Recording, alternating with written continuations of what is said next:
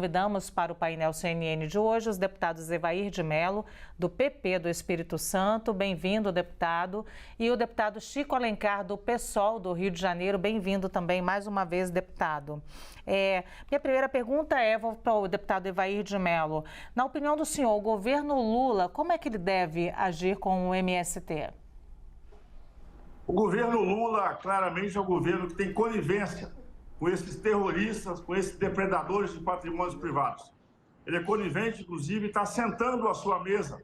E, para nosso espanto, o ministro da Agricultura, claramente, também, ele tem sido um incentivador do MST.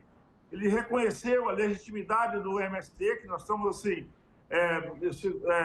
sem entender nada, uma vez que ele disse que ele vai sentar com esses terroristas, vai sentar com esses invasores, e acha legítimas as invasões de terra, não só no sul da Bahia, que aliado aos movimentos desses falsos índios, já chegam a 40 propriedades que foram amplamente estão roubando máquinas, equipamentos, óleo diesel, combustível, madeira, estão depredando algumas propriedades, estão invadindo as outras, que se soma a esse movimento, por exemplo, liderado pelo Zé Rainha em São Paulo. Ou seja, é inadmissível esse governo que é conivente, tem um ministro da Agricultura que é conivente, e, para nosso espanto, até o STF, o Lewandowski, teve a coragem de sentar com esses terroristas. Nós queremos o mesmo tratamento dado a esses invasores, a mesma punição exemplar desses que depredaram o patrimônio público de 8 de janeiro em Brasília. Vou ouvir também o deputado Chico Alencar, do Rio de Janeiro. Deputado, você ouviu aí a fala primeira do deputado Evair, já começou acelerado, né, deputado? Chamando de terroristas, enfim. Deputado Chico Alencar, quero ouvir também como é que o governo Lula deve agir com o MST. Eu também me espantei com o meu velho amigo Evair, ele está radicalizado, oferece tanto cafezinho de ótima qualidade para nós e agora ele está... Tem alguma coisa nesse cafezinho aí do Evair que não me deixou mais revoltado. Mas eu entendo que o governo Lula foi eleito para reabrir algo que faltou no Brasil nos últimos 4 anos, que é o diálogo entre a sociedade real. Aliás, o Evair está mais radical do que a própria Suzano, que disse na sua nota que está aberta ao diálogo transparente, de maneira amigável e equilibrada. É isso que queremos, que tem sim, e a Suzano reconhece, um acordo de 2011 com o MST, mediado pelo INCRA, à época, para destinar parte daquelas terras, porque a gente sabe, o Evair sabe que a cultura do eucalipto, muito mais que a do café, da Rubiácea orófita, a cultura do eucalipto é muito agressiva, muito desertificadora e tem mais de 900 mil hectares da Suzano, que é uma das maiores empresas do mundo de produção de celulose, no sul da Bahia. Então, o equilíbrio exige, inclusive, a mediação, e incluindo aqueles que, historicamente, isso vem do Brasil colonial, do latifúndio, da monocultura, da escravização. O desequilíbrio da propriedade fundiária no Brasil é muito grande. 1% dos proprietários concentram 45% das áreas cultivadas. Isso é uma questão mais estrutural. Agora, o caminho é esse. Está correto o ministro do Desenvolvimento Agrário e da Agricultura Familiar, que, aliás, é responsável por quase 70% dos alimentos que comemos, em buscar uma negociação, um diálogo, porque aí a questão social não é caso de polícia, como se dizia na República Velha, é caso de política, de diálogo, de mediação. E o MST está lá ocupando com esse objetivo. Primeiro, alertar que só eucalipto ou só monocultura em grandes extensões de terra desertifica, não é uma tendência do mundo razoável nesse planeta de tantos extremos climáticos e colapso ambiental. Em segundo lugar, cumprir o acordo de 2011. Deputado Evair, eu vou voltar até para o senhor ter direito de falar aqui as nossas provocações, mas acrescentando alguns elementos, o ex-presidente Jair Bolsonaro, por exemplo, durante a campanha, se gabou muitas vezes de dar títulos de terra, ele amenizou o discurso até em relação à invasão de terra, que realmente foram se retardando nos últimos anos, ao longo dos últimos anos, inclusive no governo Jair Bolsonaro. E aí, eu lhe pergunto, o fato do senhor falar em terroristas, falsos índios, criminosos, isso daí não prejudica o diálogo com os movimentos sociais? Afinal, a gente também tem um MST que também é produtor, que também é participante da agricultura familiar. O nosso repúdio é contra a invasão de terra, propriedades privadas. Nós, em hipótese alguma, somos contrários à aquisição de terras públicas ou privadas e à distribuição para famílias daqueles que efetivamente querem trabalhar. O que nós não aceitamos é essa forma violenta, essa forma abrupta, e liderada pelo MST, pelos falsos índios. Estou falando em loco, eu conheço a realidade do sul da Bahia, grande parte dos proprietários são capixabas, eu atuo e frequento e trabalho no sul da Bahia como técnico agrícola que fui, como extensionista rural que fui, conheço dessa realidade. O nosso repúdio é a forma abrupta, violenta e covarde que invade as nossas propriedades, depreda o nosso patrimônio, né? Eu inclusive, apresentei na Câmara Federal essa semana a criação de uma comissão externa, convidar meu colega Chico, inclusive, para compor essa comissão, para que nós possamos visitar essas regiões, ter esses impasses que estão postos. E o INCRA, o que nós fizemos no governo Jair Bolsonaro, e eu falo aqui não só como parlamentar, sou vice-presidente da Frente Parlamentar Agropecuária. Essa semana, inúmeras entidades repudiaram essa forma violenta e abrupta que são feitas essas invasões de terra em todo o Brasil. Nós já estamos aqui no Espírito Santo, já com inúmeras famílias que já estão assentando, já estão se aglomerando. O MST já está anunciando uma grande invasão de terra em todos os estados brasileiros na segunda quinzena. É isso que nós estamos repudiando. Nós queremos distribuição de terra sim, nós queremos produzir alimentos sim, queremos dignidade dessas famílias. O governo Jair Bolsonaro, que teve só 4 invasões durante o seu mandato, mas foi o governo que na história da República mais entregou títulos. E não basta fazer só a distribuição de terra como foi no passado. Nós entregamos título, entregamos dignidade, entregamos reforma dessas casas, entregamos saneamento, entregamos assistência técnica e extensão rural. Porque entregar a sua terra, efetivamente, você não significa produzir alimento. Portanto, eu tenho muito orgulho de ter atuado como vice-líder do governo Jair Bolsonaro na Câmara de Deputados. Fizemos a maior entrega de títulos da história. Temos dignidade de lançamento. Foi emocionante. Eu mesmo estive em quase 40 assentamentos acompanhando essas entregas de títulos. O nosso repúdio é da forma violenta, covarde, né, dessa forma irresponsável, com que as propriedades são invadidas. Volto a dizer, depredam o patrimônio, derrubam madeiras, incendeiam floresta. E, naturalmente, esse debate, Chico, vamos fazer outro debate técnico. Eu sou técnico agrícola, conheço bem o reflorestamento brasileiro. A sua visão, eu até entendo da forma literal que você trata desse assunto, não procede, né, as suas avaliações ligando reflorestamento de eucalipto com desertificação.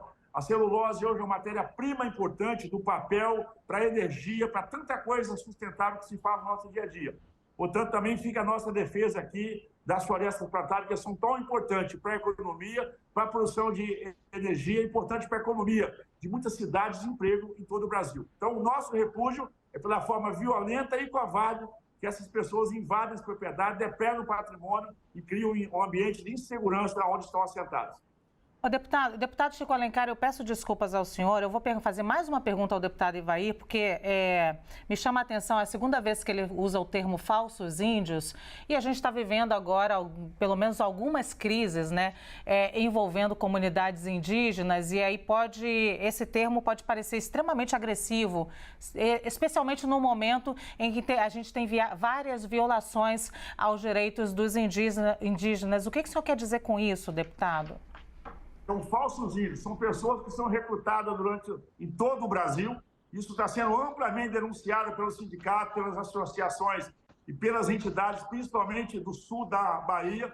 São pessoas que não têm vínculo, que não têm história, que não são reconhecidos, que simplesmente desaparecem, se infiltram, na verdade, junto aos legítimos indígenas, principalmente aos pataxós, que estão no sul da Bahia, que eu os conheço muito bem. Então, tem muita gente que se apresenta, o índio agora é autodeclaratório, são pessoas que são mobilizadas, recrutadas, que se declaram índios, que não tem nenhum vínculo, que não tem histórico, que não tem nenhuma vivência, e são muitas dessas pessoas, inclusive, acabam atrapalhando a boa negociação com legítimos indígenas, os pataxós e outros, principalmente no sul da Bahia. São pessoas que são infiltradas, que se beneficiam, e, inclusive, eu volto a dizer, que atrapalham a boa, a justa e correta negociação com os legítimos índios. Esse termo de falsos índios é isso mesmo, é amplamente denunciado pelos sindicatos, associações e entidades do sul da Bahia, que tumultuam e se misturam com pessoas do MST, infiltradas, inclusive manutencionados, e simplesmente o objetivo de depredar patrimônio. Ocupam a propriedade, destrói a propriedade de mamão, o nosso café, Chico, né? Você fique tranquilo, no nosso debate republicano, você vai continuar recebendo um café de altíssima qualidade aí, pode ficar tranquilo quanto a isso, não tem problema, mas eles têm várias propriedades, eles tiram óleo, máquina, equipamento, animais e madeira. Quando acaba esse material financeiro, vamos dizer assim, simplesmente abandona a propriedade e entrega as traças. São falsos índios, sim, que misturam a MST e trazem esse terrorismo. Sim, o deputado faz uma denúncia grave aqui, que talvez a gente tenha que trazer em um outro momento, porque ela acaba confundindo muito o debate aqui quando a gente mistura tudo, né? Eu vou trazer agora, dar, claro, a oportunidade do deputado Chico Alencar também fazer aí a sua fala e acrescentar, deputado, a pergunta que é a seguinte: a gente ontem falou muito sobre o timing do MST de fazer isso, né? O MST, ele prejudica politicamente o governo, dando munição especialmente à oposição, para dizer que a baderna está ligada à esquerda, como muita gente construiu. O próprio deputado Evair agora trouxe também já na primeira fala dele, essa construção? Não, é natural que, e o deputado Evair é um representante, os setores do agro, que inclusive recebem créditos, as grandes propriedades com mais de 1.000 hectares, de 43% dos cofres públicos, enquanto 80% das pequenas propriedades têm créditos bem menores, de 13% a 23%. Isso nos últimos anos, então, tem que ter uma redefinição disso, mas é natural que combatam, reclamem, e eu quero destacar de novo que a postura da Suzano, do ponto de vista dessas ocupações de agora, em 3 fazendas, em 3 municípios do sul da Bahia, tem sido pela nota da empresa de buscar, sim, o diálogo. Claro, ela entra na justiça, reintegração de posse, isso faz parte da dinâmica republicana e democrática. Quanto é grave, sim, quando o deputado Evair fala que são falsos índios, temos que ouvir, não falar por eles. Nada sobre nós sem nós, é um lema de vários setores sociais do Brasil. Temos que ouvir os próprios indígenas, os pataxós, os tupinambá, os caririos, que estão lá no sul da Bahia, que estiveram lá na Câmara, algumas representações, com uma reunião com a deputada indígena Célia Chacriabá, e eu tive a oportunidade de participar. Ela é do meu partido, do PSOL, e vi muita dor, muito sofrimento, muito problema social, e a histórica alienação dos índios dos seus direitos, dos indígenas, dos seus direitos mais fundamentais, a terra, a vida, a sua cultura. Tem um problema social concreto na Bahia também e no Brasil inteiro em relação à propriedade das terras comunitárias de nações indígenas. Agora, se há gente que não é do movimento, que se há gente que não é índio, aí, claro, isso tem que ser verificado, e os maiores interessados são os próprios indígenas. Há 150 mil pessoas acampadas no Brasil de hoje, e não são falsos sem terra, são pessoas efetivas que, por um processo que é histórico, não começou agora, nem há 4 anos, nem há 40 anos, um processo histórico. Quem quiser ter uma visão literária sobre isso, leia um romance extraordinário chamado Torto Arado. A propriedade no Brasil é oriunda das grandes capitanias hereditárias, e esse processo todo, inclusive da mecanização do campo, que é, sim, irreversível, que é a modernização, ele não foi acompanhado de algo que aconteceu nos países capitalistas da Europa, os Estados Unidos, que é uma maior democratização do acesso à terra. Então, é uma grande concentração, e a nossa luta é pela democratização. E reitero, o governo faz muito bem em buscar mediação, o diálogo, a conversa, a solução pacífica dos conflitos de terra, que são históricos e, em geral, quem perde é o desvalido, é o trabalhador, é o mais pobre. Ele é que precisa ter a ascensão, a dignidade. O setor dos trabalhadores que menos ascendeu a cultura dos direitos no Brasil, e mais tardiamente foi o camponês, foram as camponesas. Basta ver a literatura a respeito, sociológica, inclusive. 7 palmos de terra em um caixão, a Morte e Vida Severina, todos falando do êxodo rural, desse problema social que inchou as grandes regiões metropolitanas, piorou a qualidade de vida. No Rio de Janeiro, aqui no Rio, não por acaso uma das maiores comunidades faveladas é chamada de Rocinha, e a população é predominantemente de origem rural e nordestina também. Mesmo no Espírito Santo, do deputado Evair, houve esse fenômeno da urbanização que não foi acompanhada de uma iniciativa de políticas públicas de várias ordens para fixar essa população no campo, permitir acesso à terra, à cultura. É evidente, não adianta garantir a terra se você não garante políticas agrícolas que viabilizem essas pessoas ficarem no seu lugar de origem ou de querência. Eu vou aproveitar. Obrigada, deputada. Eu vou aproveitar a fala do deputado, que é quase uma aula de história, já que o deputado é professor de história também, para a gente fazer uma pergunta aqui, com poucos segundos, tá, deputado Evair? E depois eu vou repetir essa mesma pergunta para o deputado Chico Alencar. Essa falta ao brasileiro estudar mesmo para entender a complexidade do que acontece no campo, deputado Evair? Olha, o deputado Chico, que tem o meu respeito, é um historiador brilhante, citou peças maravilhosas, conheço-as todas muito bem. Inclusive, eu quero fazer um convite para que ele possa passar aqui no final de semana comigo no Espírito Santo, para nós visitarmos as propriedades rurais. E aqui nós temos a primeira reforma agrária do Brasil, deputado Chico, que é a Fazenda do Centro, no município de Castelo, quando os imigrantes italianos chegaram da Europa, a Igreja Católica fez o assentamento oficial das primeiras famílias do Brasil, que foi um grande sucesso. De novo, então, esse meu repúdio a essa invasão violenta. O debate da terra tem que ser feito, sim. O debate é importante. O Brasil, por anos, concordo com o deputado Chico, principalmente os anos, talvez, 50, 60, 70, teve, sim, esse êxodo rural para os grandes centros. O Brasil errou nessa forma de ocupação das pessoas. As grandes favelas, os grandes centros brasileiros, a Grande Vitória também sofreu parte disso. Eu tenho parentes e amigos que saíram do interior. Meu pai continua um pequeno agricultor, mas naturalmente tinha tios e amigos que migraram para o centro. Mas o Brasil, nos últimos anos, deu uma guinada, né, e fez, principalmente as pequenas propriedades, de um grande negócio. De forma hoje que a terra já não é mais um ativo importante para a produção, que foi no passado. Era terra, capital e trabalho. Hoje é conhecimento, ciência, tecnologia, inovação. São novos ativos que trazem renda para o produtor rural, muito mais do que propriamente terra. Você ser detentor de terra hoje não é o principal ativo para você garantir a produção de alimentos. Portanto, eu reconheço o debate, o Chico faz debate importante, nós estaremos juntos, Chico, na Câmara, ao seu lado, para a gente fazer esse justo debate, repudir as invasões, mas manter o debate da boa ocupação da terra no Brasil.